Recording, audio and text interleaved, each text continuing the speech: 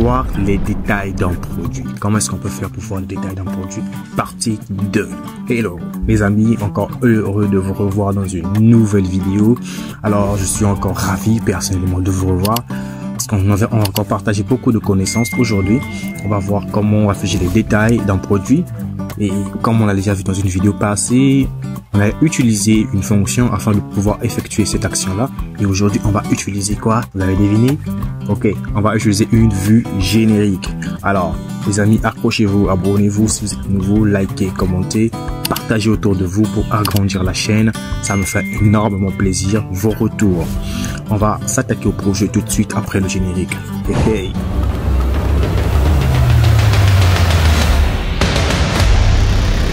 Nous revoici dans notre vidéo. Dans la vidéo passée, nous étions arrêtés précisément ici, là où il suffisait de simplement cliquer sur ce bouton, ce dernier bouton, cette icône-là, et nous avons automatiquement les détails du produit. Maintenant, on va exécuter la même opération.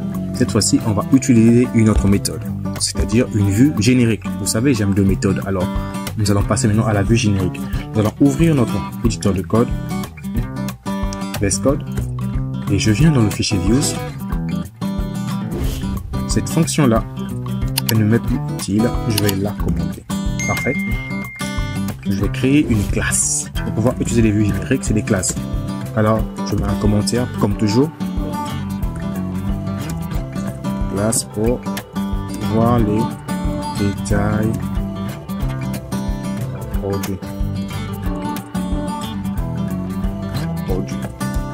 Qu'est-ce que j'ai écrit? Ok. C'est un produit. C'est pas fort, non? Alors, pour le faire, on a le mot-clé classe. Le nom de la fonction, je vais essayer de changer le nom. Je vais mettre quoi? Edit, par exemple. Edit. Juste pour changer. Edit. Et à l'intérieur des parenthèses, je vais préciser le module que je vais utiliser, qui est Detail View. Et il faut l'importer comme avec les autres. Je viens ici, donc from Django.views.generic import list view pour afficher, create view pour enregistrer, update view pour la mise à jour, modification. Et là, je vais mettre delete view pour voir les détails, les vues génériques. Donc, je descends, je spécifie détail view. Non, j'ai utilisé delete view. C'est pas ce dont j'avais besoin. Qu'est-ce que je fais? C'est pas delete view, ça c'est pour la suppression. J'avais promis de vous le montrer dans une vidéo qui va arriver. C'est pas delete view, en fait c'est détail view. Pour voir les détails, c'est détail view et non delete view. Delete view c'est pour la suppression. Je vais vous montrer ça dans une vidéo qui va arriver. Activez juste la cloche de notification, les amis. Alors le module que je vais utiliser ici c'est détail view. Pour voir les détails, détail view. Et je sors, je mets 2 points, tape entrée. Comme toujours, le principe c'est quoi? Récupérer le modèle. Notre modèle c'est quoi? C'est produit. Je pense que vous êtes déjà habitué à cela. Une fois que le modèle est récupéré, on précise tout simplement le template. Template name. Le nom de notre template, on va le nommer détail.html. Ouf, j'ai fait. Alors, c'est fini. Alors les amis, c'est fini. On prend juste, ça va créer la classe et on précise le modèle, on précise le template et c'est bon. On va dans le fichier URL Scampi. Ça, on peut commenter. Ceci, on commente ça. Je vais mettre paf. Paf. Je vais mettre détail comme route.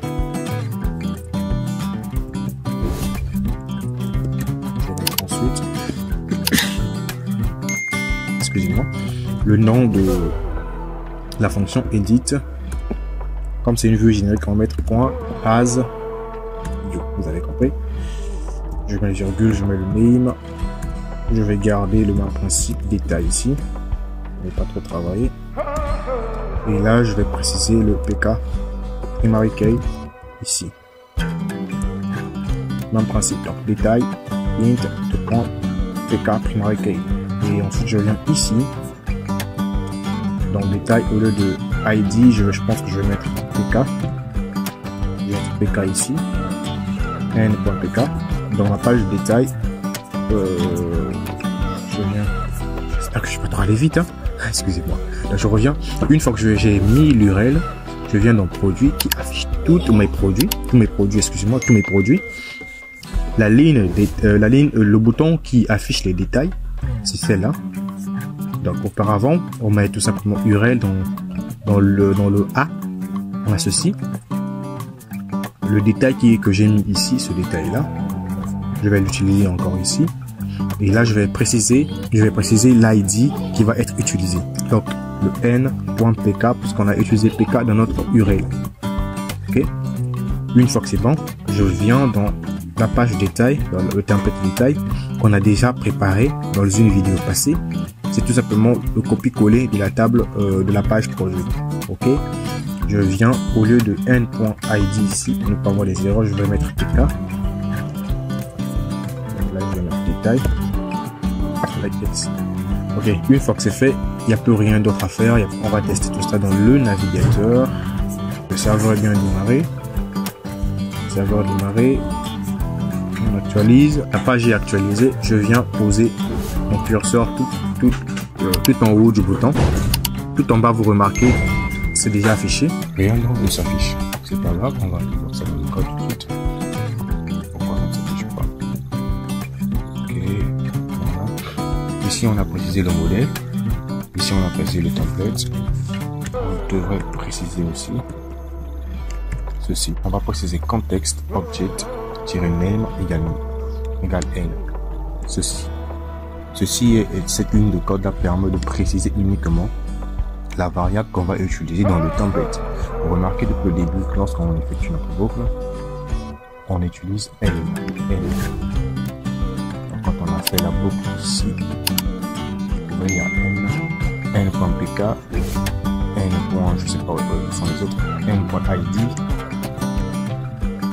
n.image, n.image, quelque chose. Donc chaque élément de la table, nous les affichons grâce à la variable n. Au niveau de la boucle, on a for n une object list. Donc, si vous avez mis autre chose ici, alors vous allez mettre aussi autre chose ici. Et mettre aussi la même chose ici. Et maintenant dans la page de détail, puisque ici nous allons afficher chaque élément. Nous allons afficher chaque élément ici. Nous allons afficher chaque élément un à un en utilisant la variable n. Vous remarquez, il faudrait qu'on précise cette variable-là depuis la fonction. Donc cette ligne-là permet de spécifier la variable qui sera utilisée pour afficher les éléments de la base de données. On a le modèle, on a le template, on a la variable et tout est bon. On va essayer pour voir encore qu'est-ce que ça donne. Je vais actualiser et boum, voilà le résultat. Avec les cas, c'était aussi simple que ça. La première étape, créer la fonction. La deuxième étape, préciser l'URL. La troisième étape, mettre en place le template. Et la quatrième étape, il faut tout simplement actualiser la page et tout est là. Alors les gars, merci d'avoir suivi cette vidéo. On était en train de faire l'édition ou la sélection d'un élément dans la base de données. Je vous demande de vous abonner, de liker, de commenter, de partager autour de vous afin d'agrandir la chaîne.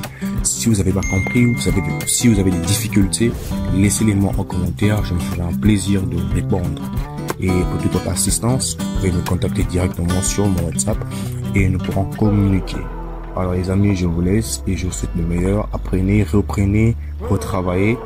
Dans la prochaine vidéo, on va faire encore quelque chose de très bien. En tout cas, je vous conseille de ne pas manquer cette vidéo-là.